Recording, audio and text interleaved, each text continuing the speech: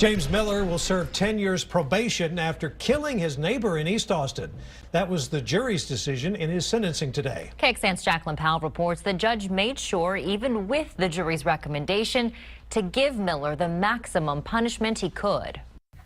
James Miller was sentenced for criminally negligent homicide rather than murder or manslaughter after his defense argued he killed his neighbor, Daniel Spencer, in self-defense in 2015. We were disappointed. We thought that he should have been acquitted. Instead, the jury recommended Miller serve 10 years probation, and the judge was required to honor that. But the judge also added a maximum allowed 6 months jail time, and Miller will have to complete 100 hours of community service, use a portable alcohol monitoring device for a year, and pay nearly $11,000 in restitution to Spencer's family. Prosecutor Matthew Foy says the judge's maximum penalty and the fact that the jury didn't let Miller off on self-defense reinforces what he hoped to prove. It establishes that Daniel Spencer was a victim of a senseless killing by the defendant, and he did not do anything to bring this on himself, since the defense's strategy was to argue self-defense.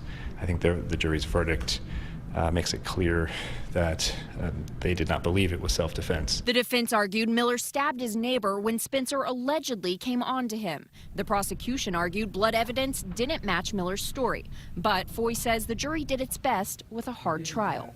We don't know exactly what did happen in that house that night, and so that can be something that is very difficult for juries to work through. Jacqueline Powell, KXAN News.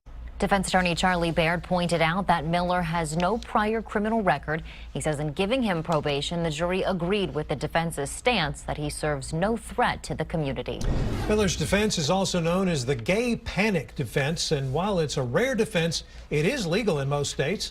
NBC News reports it's been used in about half of all the states, with some success as part of an insanity or self-defense claim.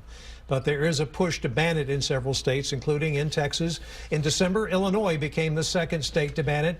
California banned it back in 2014 after the American Bar Association called on states to eliminate it. So this is interesting. There's been a large drop in probation nationwide. Looking at the Justice Department's latest numbers, they're from 2015. Over an 8-year span from the height of the U.S. correctional population, the number of people on probation dropped by more than 500,000. That total alone accounted for the more than 80% drop in the number of people in the prison system. Tomorrow